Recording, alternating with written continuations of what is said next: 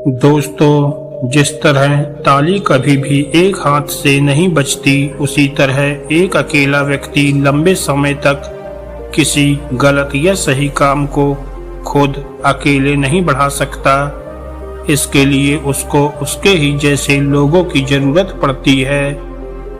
आइए समझते हैं गौतम बुद्ध की इस छोटी सी कहानी के माध्यम से। इसलिए इस कहानी को ध्यान से और अंत तक जरूर सुनिएगा। इस कहानी से आपको जीवन से जुड़ी बहुत सी ज्ञान की बातें समझने को मिलेंगी, जो आपके आगे चलकर बहुत काम आएंगी। तो चलिए कहानी को शुरू करते हैं। एक समय की बात है, गौतम बुद्ध यात्रा करते हुए एक गांव में पहुंचे।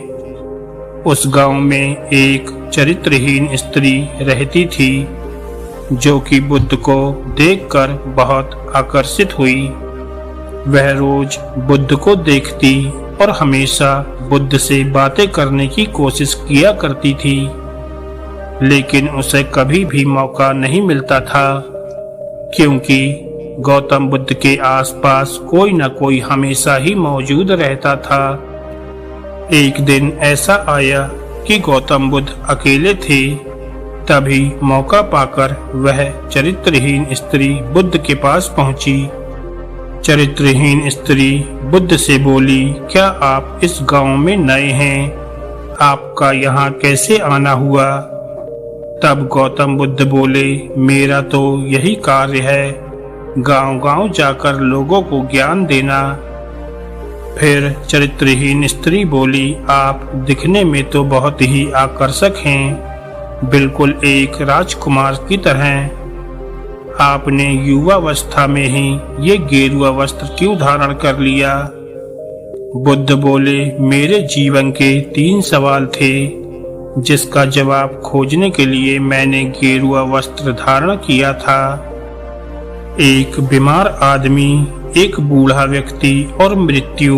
इन तीनों सवालों के जवाब मिलने के बाद मैं समझ गया कि जीवन में सब कुछ नश्वर है, कुछ नहीं बचने वाला। ये शरीर तो एक दिन मृत्यु को प्राप्त हो जाएगा, इसलिए मैंने संसार का मोह छोड़ दिया।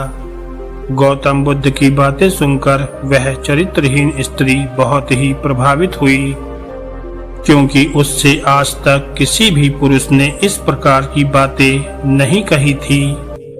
उसने गौतम बुद्ध के सामने हाथ जोड़े और कहने लगी, आप आकर्षक के साथ साथ बड़े बुद्धिमान भी हो। मैं आपको अपने घर भोजन के लिए निमंत्रण देना चाहती हूँ।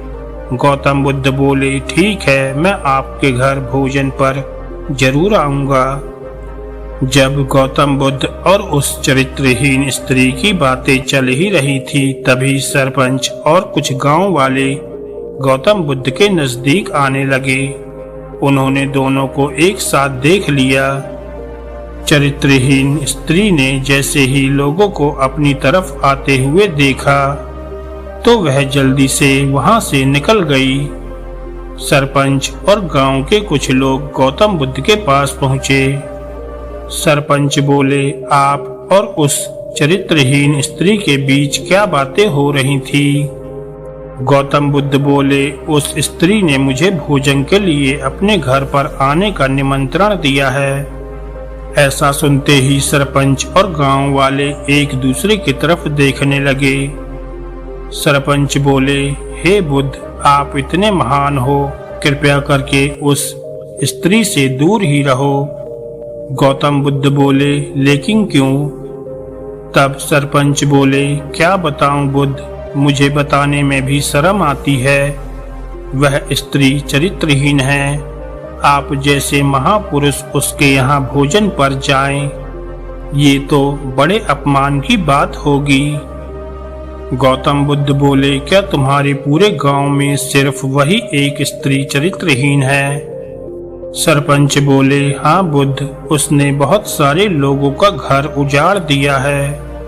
वह सभी पुरुषों को अपने रूप के जाल में फंसाकर मोहित कर देती है।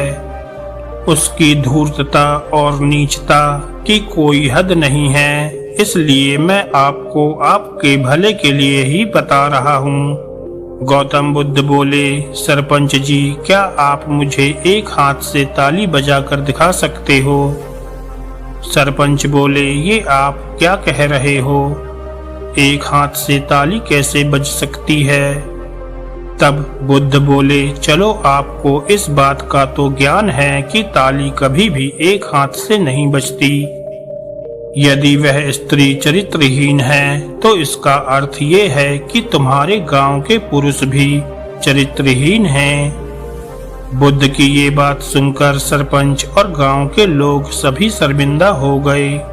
गौतम बुद्ध बोले, कोई भी स्त्री चरित्रहीन हो ही नहीं सकती जब तक कि उसमें कोई पुरुष शामिल ना हो। इसलिए किसी एक पर दोष लगाना पूरे तरीके से गलत है। वह स्त्री भले ही मुझसे कुछ भी चाहती हो, लेकिन मेरा गांव-गांव जाकर यात्रा करने का कारण यही है कि मैं अपनी शिक्षा को फैलाऊं, और ये हर किसी के लिए है, फिर चाहे वह चरित्रवान हो या चरित्रहीन। गौतम बुद्ध की ये बातें सुनकर सभी ने गौतम बुद्ध के सामने हाथ जोड़ लिए। दोस्तों, इस कहानी से हमें ये शिक्षा मिलती है कि कोई भी अच्छा या बुरा काम तभी आगे बढ़ता है जब लोगों की सहमति उसमें शामिल होती है। इसलिए हम एक पक्ष को पूरा सच और दूसरे पक्ष को पूरा झूठ नहीं कह सकते। दोस्तों, अगर गौतम बुद्ध की ये कहानी आपको अच्छी लगी हो तो वीडियो को लाइक करें और ऐसी ही ज्ञानवर्धक और मोटिवेशनल कहानियाँ सुनने के लिए हमारे चैनल को सब्सक्राइब करना ना भूलें। धन्यवाद दोस्तों।